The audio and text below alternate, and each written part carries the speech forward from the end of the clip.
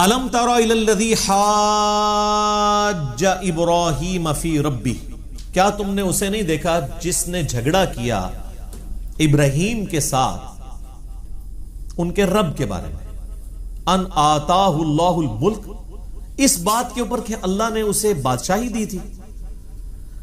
یہ نمرود کا ذکر آ رہا ہے اور اللہ تعالیٰ نمرود کی بادشاہی کو اپنی طرف منسوب کر رہا ہے، اس کی ملوکیت کو، کہ ہم نے اسے اس لیے ملک دیا تھا کہ وہ ہمارے مقابلے پہ کھڑا ہو جاتا اور ہمارے پیغمبر سے ہماری ذات کے بارے میں جھگڑا کرنا شروع کر دیتا۔ لہذا یہ جو لوگ کہتے ہیں نا جی کسی کو بادشاہ اگر بنایا گیا تو وہ اللہ نے اسے حکومت دی ہے نا، تو وہ اللہ نے حکومت تو فرعون کو بھی دی، نمرود کو بھی دی، اور اللہ نے حکومت ابو بکر، عمر، عثمان و علی کو بھی دی، لیکن زمین اسمان کا فرق ہے، دونوں طرف اللہ نے حکومتیں دی ہیں۔ سورہ ال عمران میں آیا کہ یہ ملک اللہ کا ہے، اللہ جسے چاہتا ہے ملک دیتا ہے، جسے چاہتا ہے چھین لیتا ہے۔ پھر اللہ تعالیٰ نے صاف فرمایا وَتُعِزُّ مَن تَشَاءُ وَتُذِلُّ مَن تَشَاءُ، جسے چاہتا ہے عزت دیتا ہے، جسے چاہتا ہے ذلیل کرتا ہے۔ کئی لوگوں سے حکومت لے کے ان کو عزت دے دیتا ہے، حسین ابن علی، اور کئی لوگوں کو حکومت دے کے ذلیل کر دیتا ہے، یزید ابن معاویہ۔ اللہ کہتا ہے میں دیتا بھی ہوں اور لیتا بھی ہوں، اور عزت بھی دیتا ہوں اور لیتا ہوں۔ تو اس کے لیے یہ ضروری نہیں کہ کسی کو حکومت دے کے عزت دی جائے، کسی سے حکومت لے کے اسے عزت دے دی جائے قیامت تک کے لیے، اور کسی کو حکومت دے کے 4 سال کی قیامت تک کے لیے لانتے اس کا مقدر ہو جائے، یزید ابن معاویہ۔ تو یہ اللہ کی مرضی ہے۔ تو اللہ تو ماتا ابراہیم سے جھگڑا کیا نمرود نے اس بات کے اوپر کہ اللہ تعالیٰ نے اسے ملک دیا تھا، بجائے کہ وہ ابراہیم کی بات مانتا۔ اذ قال ابراہیم ربی الذی یحیی ویمیت، جب ابراہیم نے اسے اللہ کی طرف بلاتے ہوئے کہا کہ میرا رب وہ ہے جو زندہ کرتا اور مارتا ہے، ایمان لا اس رب کے اوپر۔ قال انا احیی و امیت، اس نے کہا یہ زندہ کرنا اور مارنا یہ تو میں بھی کر لوں گا، لیکن اگے کہانی کرائی، جس طرح مولوی بھی کہانی کرا دے رہے۔ آپ انہیں کہنا کہ یہ بات کا حوالہ کہیں تو اور سے اور بات کر دیتے ہیں، وہ بات ہی کچھ اور ہو رہی ہوتی ہے، اس کا جواب کچھ اور دے دیتے ہیں۔ تو اس نے بھی یہی کہانی کرائی، اس کی ڈیٹیل قرآن نے سکپ کر دی ہے، لیکن وہ ہمیں روایتوں کے اندر ملتا ہے کہ اس نے 2 قیدی منگوائے، ایک قیدی وہ تھا جس کے لیے سزائے موت کا حکم تھا، اور دوسرا قیدی وہ تھا جس کا جرم ثابت نہیں تھا۔ اس نے کیا کیا کہ جس کو سزائے موت تھا اس کو چھوڑ دیا اور دوسرے قیدی کو سزائے موت دے دی۔ اس نے کہا دیکھو میں بھی زندگی دیتا ہوں اور موت دیتا ہوں، حالانکہ یہ کہانی کرائی تھی اس نے۔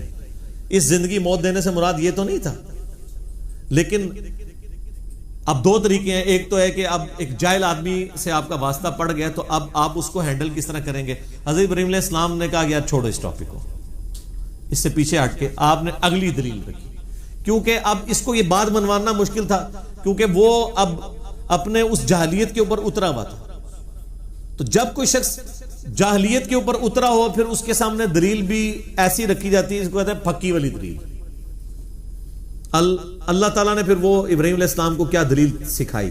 قال ابراہیم فإن اللہ یأتی بالشمس من المشرق، ابراہیم نے کہا کہ پر دیکھو کہ بے شک میرا اللہ تو وہ ہے جو نکالتا ہے سورج کو مشرق سے، فأتی بہا من المغرب، تو اگر رب ہے نا تو مغرب سے نکال کے بتا۔ اب یہ لٹریچر کی زبان میں بات ہو رہی ہے، سائنٹیفک لینگویج میں نہیں بات ہو رہی، یعنی ود رسپیکٹ ٹو زمین، جو ہم زمین پہ ایک بندہ آبزرو کرتا ہے۔ میرے پچھلے دنوں ویڈیو بھی ریکارڈ ہو چکی ہے زمین ساکن ہے کے حوالے سے، اس میں نے بتایا تھا کہ یہ جو علماء کہتے ہیں زمین ساکن اور قرآن سے ثابت کرتے ہیں، غلط رزلٹ نکالتے ہیں۔ اور اسی جگہ میں نے جو غیر مسلموں نے مسلمانوں پہ قرآن کے اوپر اعتراضات کیے ہیں کہ جی سورج تو کبھی غروب ہی نہیں ہوتا، تو اس میں نے پھر دلیل دی تھی کہ بھئی آج بھی امریکن اخباروں کے اوپر بھی سن سیٹ اور سن رائز لکھا ہو جاتا، تو پھر امریکہ کو بھی نہیں ابھی تک پتا کہ سورج نکلتا اور غروب نہیں ہوتا، تو وہ کہیں گے نہیں وہ تو ہم لٹریچر کی زبان میں بات کر رہے ہیں جو ہم آبزرو کر رہے ہوتے ہیں۔ تو یہاں پہ بھی آبزرویشن ہے۔ تو اللہ فرماتا ہے فَبُهِتَ الَّذِي كَفَرَ، ہکا بکا رہ گیا وہ کافر۔ اس کے جواب میں کہاں سے نکال سکتا تھا وہ؟ کیونکہ اللہ کے فزیکل لاز اتنے محکم ہے کہ ان کو اللہ کے سوا کوئی چینج نہیں کر سکتا۔ اس دلیل کے اوپر وہ اب اسی طرح کے دلائل ہم سامنے ان کے رکھتے ہیں نا، آج کل کے بابوں کے سامنے بھی رکھتے ہیں وہ کہتے ہیں جی وہ یہ کر لیتے تھے، وہ یہ کر لیتے تھے، جی وہ بسم اللہ پڑھا تو جناب سمندر کے اوپر چل پڑے. ہم بھی یہ کہتے ہیں تو بسم اللہ پڑھ کے سمندر چھوڑ دے، ایک نالا عبور کر کے بتا دے. اور پھر کہتے ہیں نا اولیاء اللہ سے دنیا خالی نہیں ہے، تو ایک تو کوئی موجود ہوگا نا، تو آ جائے. اور وہ جو آتے بھی ہیں وہ اس طریقے سے آتے ہیں کہ وہ آپ ان کے مقابلے میں انہیں چیلنج بھی نہیں دے سکتے. ڈاکٹر طاہر القادری صاحب انڈیا میں لیکچر دے رہے تھے، 40,000 سے زیادہ مجمع سامنے موجود ہے، ویڈیو رکھی ہوئی ہے اس کی. احمد آباد کے اندر، جس طرح یہاں ملتان شریف اولیاء کہتے ہیں نا اولیاء کی سرزمین ہے، تو وہاں انڈیا میں اولیاء کی سرزمین جو ہے وہ احمد آباد ہے. اور وہ قصہ موسیٰ اور خضر بیان کر رہے ہیں اس کو، اور پتہ نہیں اس کو کیا رنگ دیتے دیتے دیتے نا اینڈ پہ پہنچے ہیں وہ. اور وہ کہتے ہیں یعنی یہ جو قرآن میں واقعہ ہے اس کے اوپر میں نے پوری اس کی انجینئرنگ کی ہے، اس واقعے سے جو غلط رزلٹ نکالتے تھے اس کی، وہ آپ دیکھ سکتے ہیں.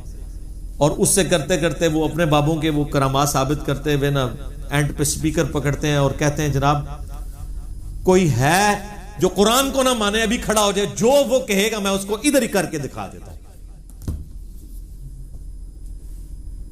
لیکن جملہ کیا بولا کہ جو قرآن کو نہ مانے. تو کون ہے جو سامنے کھڑا ہو جائے کہ میں قرآن کو نہیں مانتا؟ بھئی تو چھڑا اعلان کرنا کہ جو بابوں کی کہانیوں کو نہیں مانتا کھڑا ہو جائے، میں ابھی کہانی کر کے بتا دیتا ہوں اسے. واقعہ قرآن سے حضرت خضر اور موسیٰ کا بیان کیا اور کہا کہ کون ہے جو نہیں مانتا قرآن کو. قرآن کا لفظ بولا، یعنی قرآن کے اس واقعے کو. کون ہے جو نہیں مانتا؟ سارے مانتے ہیں. ابھی کھڑا ہو جائے، جو کہے گا میں اس کو دکھا دیتا ہوں. 40,000 کے مجمع میں ایک بندہ بھی کھڑا نہیں ہوا کہ بھی ہاں جی آپ بھی ذرا کر کے بتا دیں. تخت بلقیس کو چھوڑ دیں، امام کعبہ کو غائب کر کے بتا دیں جو نجدی امام ہے وہاں پہ، اور اپنا امام وہاں کھڑا کر دیں. کسی نے نہیں کہا. یہ تو یہی کہتے ہیں نا نجدی امام ہے. تو کس نے کھڑا ہونا تھا؟ کھڑا ہو جاتا تو شہید ہو جاتا وہاں پہ. ویسے کیتی سیاحنگی کو نکلوتا. تو اس طرح کے وہ دلائل کو پکڑ کے نا تو اس طرح کرتے ہیں. اب یہاں پہ حضرت ابراہیم علیہ السلام بھی دیکھیں سب چیزوں کو اللہ کی طرف منسوب کر رہے ہیں. اپنی طرف انہوں نے کہیں نہیں دعویٰ کیا کہ میں زندہ کرتا ہوں مارتا ہوں، یا میں مشرق سے سورج نکال کے بتاؤں گا. حضرت عیسیٰ کا بھی ذکر آیا تو ساتھ بِإِذْنِ اللہ آیا.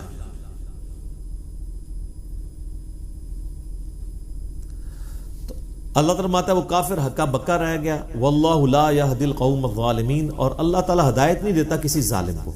یعنی ہکا بکا رہ گیا، گل پھر بھی کو نہیں منی. جس طرح یہاں پہ لوگ کہتے ہیں دسو جی کتنے لکھے ہے، دکھا دو پھر ہیں، مندے پھر بھی کوئی نہیں. تو یہ کافروں والا ایٹیچیوڈ آج بھی اسی طریقے سے ہے. کئی لوگ آتے ہیں نا جی وہ جی ہو نہیں سکتا چشتی رسول اللہ لکھا ہو ہماری کتابوں میں. تو پہلے تو میں دکھا دیا کرتا تھا، اب نہیں دکھاتا. میں کہتا ہوں میرے بھائی چھوڑ دیں، پہلے یہ بتائیں ہم دکھا بھی دیں تو کیا ہوگا؟ آپ یہ مان لیں گے غلط کیا ہے؟ کہتے ہیں نہیں یہ ہو ہی نہیں سکتا. تو پھر ہم آپ کو کیوں دکھائیں؟ ہم نے دکھانا تو اس لیے تھا کہ آپ مان کے بابوں سے توبہ کر لیتے. اگر آپ نے اس کے بعد بھی کرنا ہے، نمرود والا ایٹیچیوڈ رکھنا ہے کہ ہکا بکا رہ جانا ہے. یہاں کسی کو والا بتا دینا، وہ مولوی کے پاس جانا کہتے ہیں اے کنے دسیا تانوں، وہ جواب دے تو کنے دسیا تانوں. ٹھیک ہے. تو جو اس طرح ہکے بکے رہ جاتے ہیں نا اور پھر عمل نہیں کرتے، اللہ تعالیٰ ان کو پیغمبروں کے ذریعے بھی ہدایت نہیں ملتی. تو میرے آپ کے ذریعے تو ہدایت ان کو ملنی نہیں ہے. لہٰذا ان کے بارے میں ٹینشن نہیں لینی. آپ کا کام صرف بتانا تھا. حضرت ابراہیم نے بھی دیکھیں بتایا، اس کے بعد معاملہ اللہ پہ چھوڑ دیا.